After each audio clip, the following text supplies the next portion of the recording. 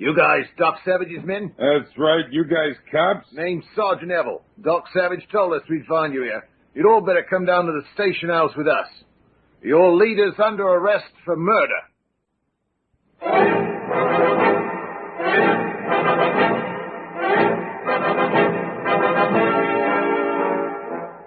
Here comes Monk Mayfair, the ape-like chemist. Blazes! Ham Brooks, the sword-wielding lawyer. Take that! Rennie Renwick, the two-fisted engineer. Holy cow! Long Tom Roberts, the adventurous electrical genius. Pipe down, you guys. Johnny Littlejohn, the fighting archaeologist. I'll be super amalgamated. And their leader, the greatest adventure hero of the 1930s, the man of bronze, Doc Savage. The Variety Arts Radio Theater, by special arrangement with Condé Nast Publications, presents The Adventures of Doc Savage, a new series of radio adventures based on the novels by Lester Dent.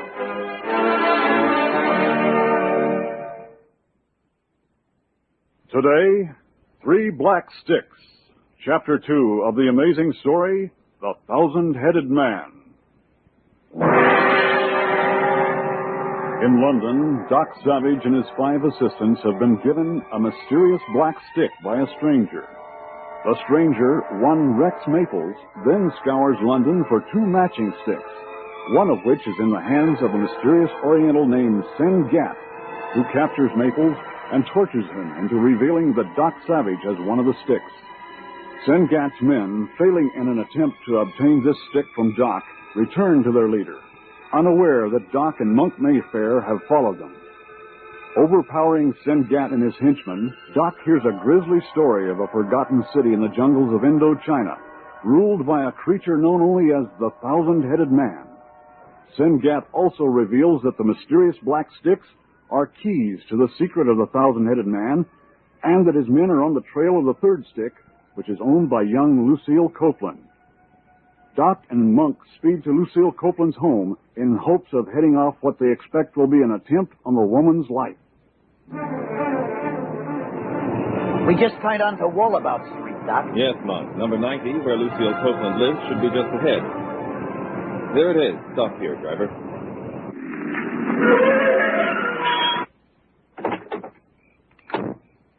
Pay the driver, Monk. Okay. See anything, Doc? The street ain't too well lit. I don't see any lights in the Copeland house. Yeah, the place looks deserted. You suppose we're on a wild goose chase? I don't know, but let's approach carefully. Stay close to the hedges.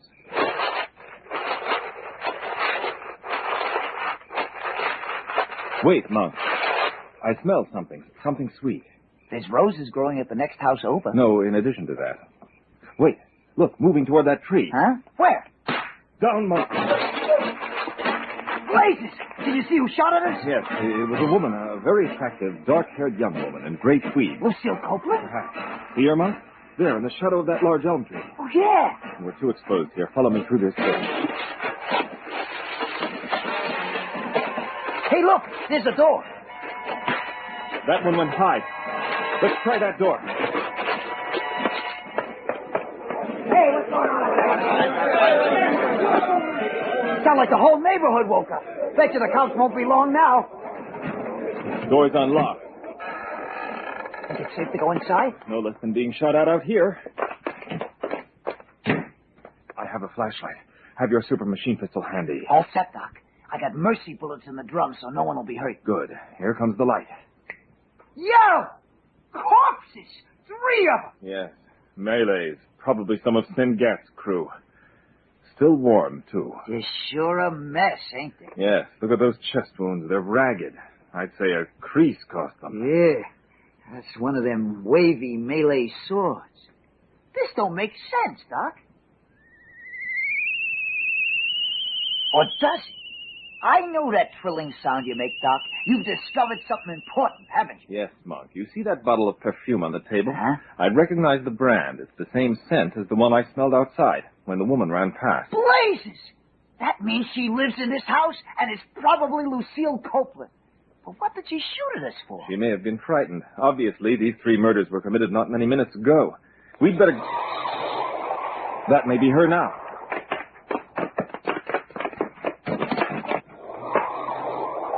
Well, here she goes. Boy, if somebody ain't called the cops by now, it'll be a miracle. Yes, back inside, Monk. We only have a few minutes. Now what? While I alert the rest of our crew, you search the house for anything that might explain the mystery. Particularly, look for another black stick. Gotcha, Doc. Operator, connect me with Rennie Renwick at the Piccadilly house, please.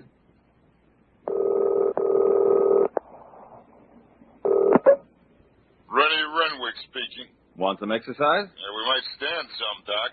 We left a man named Sen Gat and some of his followers tied up at 55 River Street in Shoreditch. You'll recognize Sen Gat by his 6-inch fingernails. Watch them until we arrive and see if you can find out anything about the 1,000-headed man and the 3 black keys. Huh? The black stick thrown to us at the airfield is one of 3 black keys.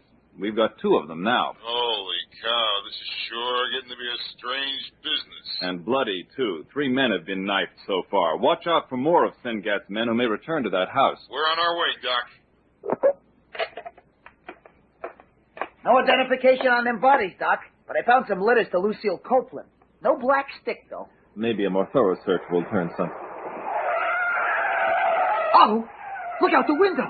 A car with a red light on top. London police must not use sirens. You sure they're police? Yeah! I see the badges shining on their funny-looking helmets. They're coming up the walk. Spread out, men, and be careful. The woman who phoned said this Doc Savage has already knifed 3 people. Doc! Hear that? This Lucille Copeland must have pinned these murders on you. Yes. It'd be foolish to try to explain our way out of this under these circumstances. There's still time to get out the back door. Let's go. Right. I just hope the others are having better luck. All right, this is the police. Open up in here.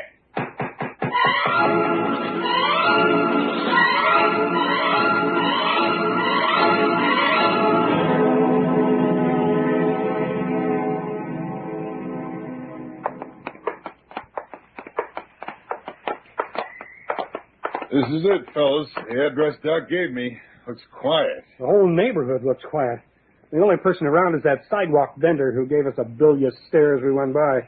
Say, there he goes now. Yeah, Ham. He's scuttling away like he's up to something. Long Tom is manifestly suspicious of everyday occurrences. I am not, Johnny. Come on, Doc said he left the front door unlocked.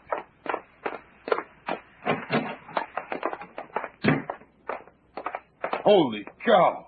Look! Somebody beat us here. There's only a pile of cut rubs lying where Sen Gat and his gang were. Well, no use crying over spilled milk. Come on. Doc will want us to look around while we're here. The paper's on this desk saying the Sen Gat is an importer and trades and stuff from Indochina. Look here, a newspaper clipping from last winter. Oh, yeah? What's it say? The headline reads, Exploring Party Lost. Some anxiety is being felt over the safety of Calvin Copeland, who, with his wife and daughter, departed some months ago on an expedition into the interior jungles of Indochina. Accompanying the Copelands was explorer Rex Maples. The fact that the Copeland expedition departed amid a cloud of secrecy and gave no indication of its final destination makes search efforts impossible, authorities say. Perchance this epistle relates to the entity possessing innumerable cranium. You mean the 1,000-headed man, Johnny? I don't... You, Doc Savage's men? That's right. You guys cops? What else would they be in those blue uniforms? Name's Sergeant Neville. Doc Savage told us we'd find you here. You'd all better come down to the station house with us. Your leader's under arrest for murder. What? Girl named Lucille Copeland accused Savage of knifing 3 blokes in her home. Savage says you guys can furnish him with an alibi. I say, fellows, have you noticed that this personage bears a remarkable resemblance to a certain anthropodial chemist of renown? What's that? What did he say? Is Monk made fair with Doc? Yeah, he's waiting too. Johnny was just saying how much you look like Monk. Do I now? I ain't noticed it myself. Didn't notice. Monk is 5 feet tall, covered with red hair, and looks exactly like the monkey's uncle everyone talks about. And you're almost his twin. Well, enough of that now. If you blokes will just follow We'll up. follow you 3 feet, no place. Now drop your nightsticks. Yeah, now, what's with the firearm? We're constables of the law. And I say you're a pack of fakes. This gun may look like an automatic, but it shoots like a machine gun. Now drop those sticks. Now, let's get to the bottom of this. We want some fast answers. Who are you? You know where you can go, bloke. Showing your true colors, huh? Where is Sengat? Doc left him tied up here. If you turn around slowly, Mr. Renwick, you will discover my whereabouts for yourself. Holy cow. We should have checked the back of the house. But I would not turn around until you have surrendered your weapon. Unless you want a bullet in your back or the backs of your friends. I knew that sidewalk vendor was up to no good. Yes, he is one of my men, just as Ebel here is. Take their weapons, Ebel. With pleasure. Give me that gun, bloke. Fancy, ain't it? Doc Savage is supposed to have invented those weapons. They fire anesthetic bullets. Each of these 4 men should have one in a shoulder holster. Got 'em all. Good.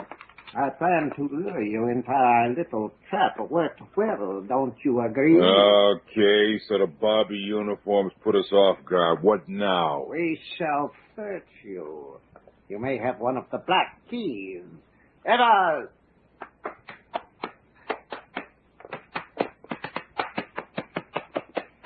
No dice, Sengat. They're clean. Most unfortunate. It has been a night for misfortune. Indigo and the others failed to get the 3rd key from Lucille Copeland. All because they fought among themselves over the prize. The result, 3 are dead. The girl and the 3rd key have eluded my grasp. And Rex Maples has gotten away. So what's next? Ethel, what was it these men remarked about your physique? Something about me looking like one of Doc Savage's blokes. Monk, his name was. Yes, Monk. Quite fitting. If we move quickly, it might be possible to put this half-day's resemblance to good use. Tie up Savage's men. Then we must locate Lucille Copeland.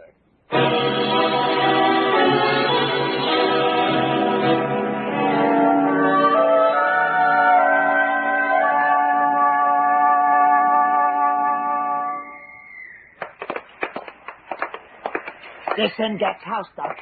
Phew, I never thought we'd get here. All that walking. Hey, look.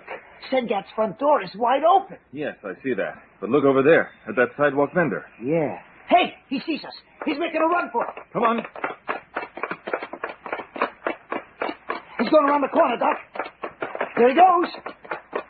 You got him, Doc. You got him. Phew.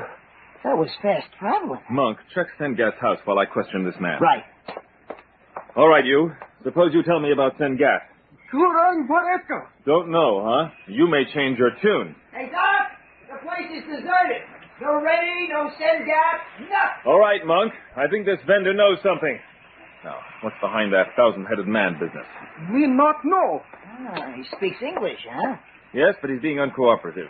Perhaps I can change his mind. After all, I got Sengat to tell us about the 1,000-headed man. What you do, Sangat? Ah, so Sengat told you about Doc working him over, huh? Wait, I tell.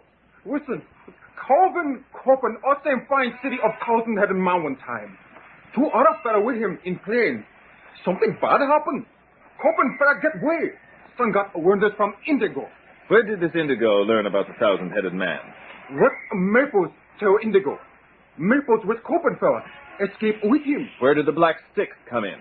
Copeland make black sticks to use as key when he go back to 1,000-headed man city. Keys? That doesn't make sense. 1,000-headed man have something Copeland want bad. Sangat, he want also. Very valuable this thing. Yeah? What is it? Not know what thing is. Sangat, him one time also live in Indochina jungle. Him also know 1,000-headed man got. Him not tell us though. Where is Calvin Copeland now? Him go back. Hunt 1,000-headed man Indochina. Also not come back. Copeland wife too. Missy Lucille Copeland, Maple fella, them two get out of jungle. How did Sengat learn of the Copeland expedition? Missy Copeland and Maple, they try to go somebody hunt fella who lost in jungle. They talk Indigo. He talk Sangat. You savvy?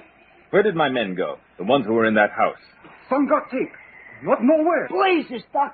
Sengat's got Rennie and the others. We gotta find We him. will, Monk. Once we...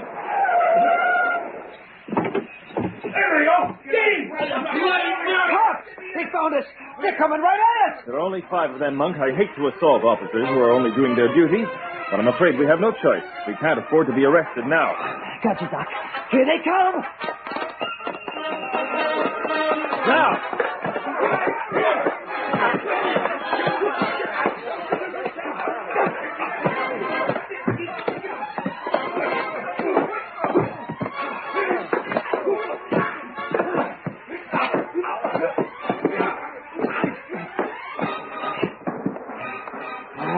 I got him. I didn't bop him hard, just enough to lay him out. Good. Let's get back to the hotel. I still have the 2 black sticks I took from Sengat. Maybe a chemical analysis will tell us something of what they are. Okay, Doc. Let's hope we can get back to the hotel without any more bobbies landing on us.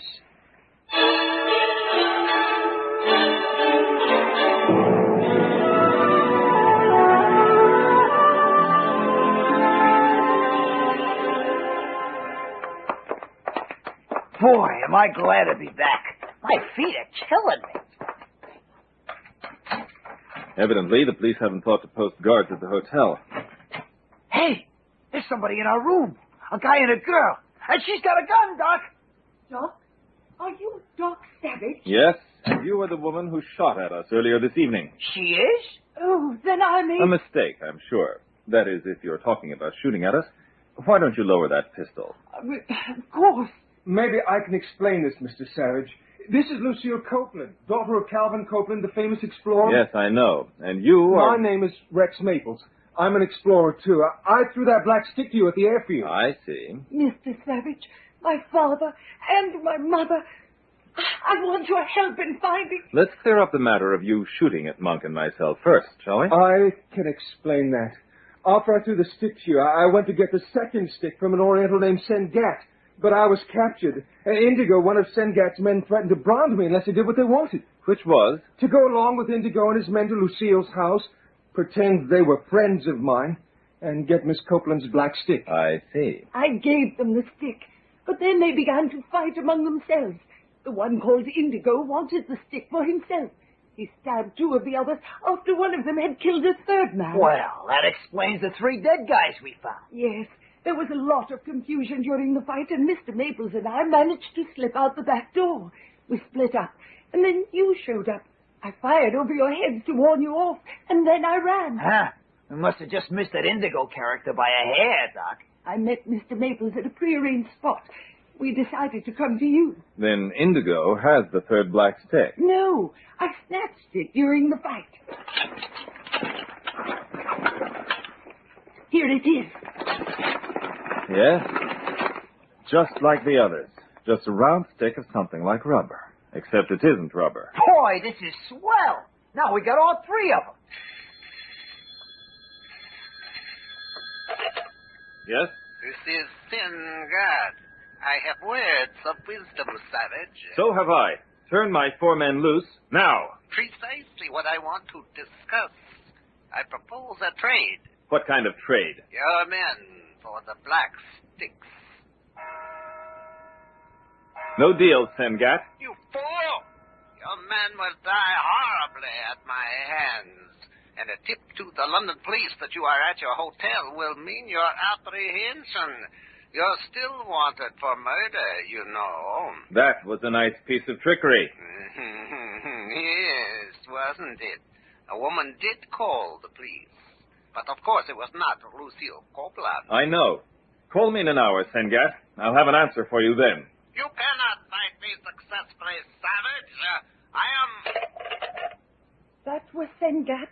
Yes, he wants to trade the black sticks for 4 of my men he has captured. How awful. What are you going to do, Mr. Savage? Operator, Scotland Yard, please. Scotland Yard, this is Operative SX73182. Somewhere in London is a large clock which has just struck 4 o'clock. That's right, an hour off. I need the location of that clock as soon as possible. Put out a general call on it. I'll call back in a few moments. What was that all about, Doc? When I spoke with Sengat, I heard a large clock in the background strike an hour late. I want to know where that clock is. But won't Scotland Yard know where you are now? No, Miss Copeland. My operative number is a secret identification. The person I spoke to responds only to the number. I was assigned it as an honorary representative of the yard some years back. Yeah, Doc gave him a hand on an important case. They were real grateful. Now, while we await developments, why don't you tell me your side of the mystery, Miss Copeland? Beginning with the 3 black sticks. They are keys, are they not? Yes, Mr. Savage. You see, there's a city in the jungles of Indochina where, legends say, lives a man with 1,000 heads. Yes, we know about that, and I know that your father found this city, escaped from it once, and then returned with you and Rex Maples. Why did he go back? He said he was going to rescue his pilot and mechanic, who was still alive. But you think there's more to it than that. Yes. I think there was some other attraction. It must have been something tremendous, because he became obsessed with returning to the city. And Sengat knows something about it, too. Otherwise, he wouldn't be so hot to get those keys. When my father returned from that first expedition a year ago, he was suffering from a high fever. All he did was rave deliriously about the 1,000-headed man and stare crazily at a small bag he brought back with him from the jungle. A bag? Yes. He would often shut himself up in his room alone with it. I think he was experimenting with whatever was in the bag. When did these black sticks enter the picture? Last winter, during the second expedition into the jungle. You see, Mr. Maples here was hired to head the rescue mission, and I went along too. It was a long, hard trip, but when we got near the city of the 1,000-headed man, my father became very agitated. It was then that he gave Mr. Maples and myself and one other member of our party one of the black sticks apiece. Did he explain what they were? No. He intended to, I suspect, but there was no time. He only told us that they were the keys with which we could enter the presence of the 1,000-headed man and survive. Say, Doc, if Copeland gave each one of them the keys, then one must be all they need. Correct. But Sengat doesn't know that. That's why he's after all 3. Go on, Miss Copeland. The most horrible part comes next. The night Father gave us the sticks, the jungle was particularly still. Even the birds fell silent after dusk. It was as if the jungle was cursed. And then something happened. What do you mean? I don't know how to explain it. At first, we heard a weird sound, like many cats hissing angrily. And with it came a peculiar fluttering among the leaves. Father awakened us. He started yelling about the black sticks. Suddenly, I felt ill. My head swam. I couldn't think straight.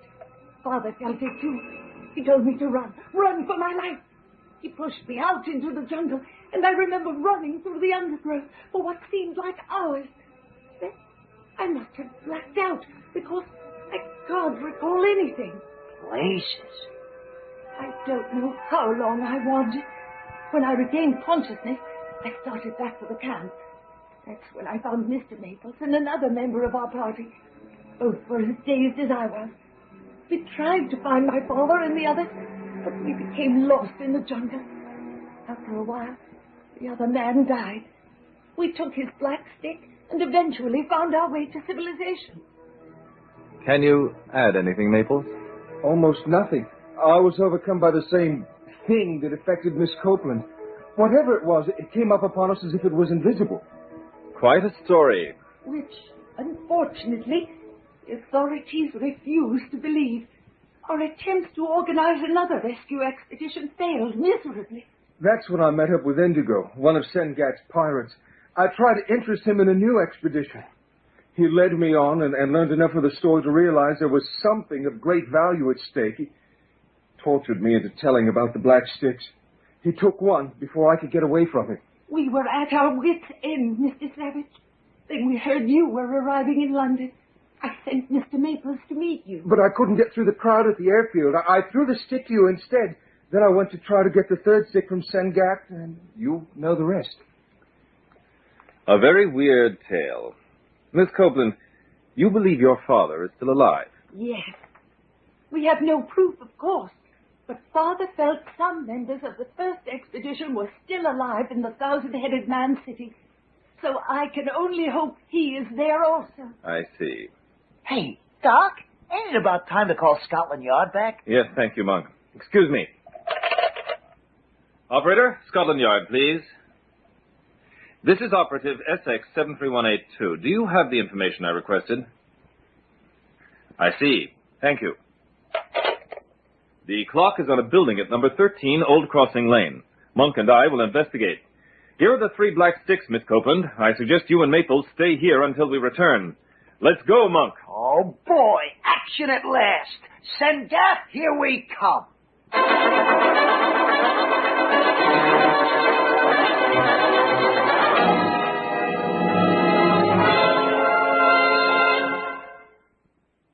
Will Doc succeed in rescuing his 4 friends held by Sengat? Can he locate the missing Calvin Copeland? And just what are the 3 black sticks that everyone seeks so desperately? Don't miss Flight into Fear, Chapter 3 of The Thousand-Headed Man, next time on The Adventures of Doc Savage.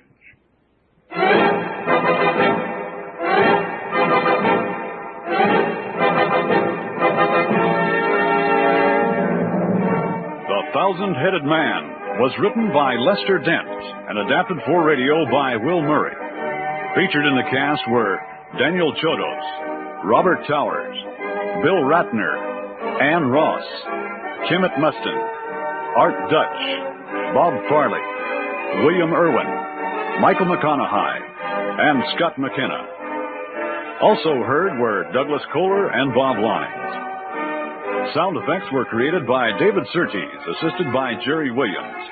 Production assistance by Samantha Kimmel and Doris Christie. Engineering by Denny King.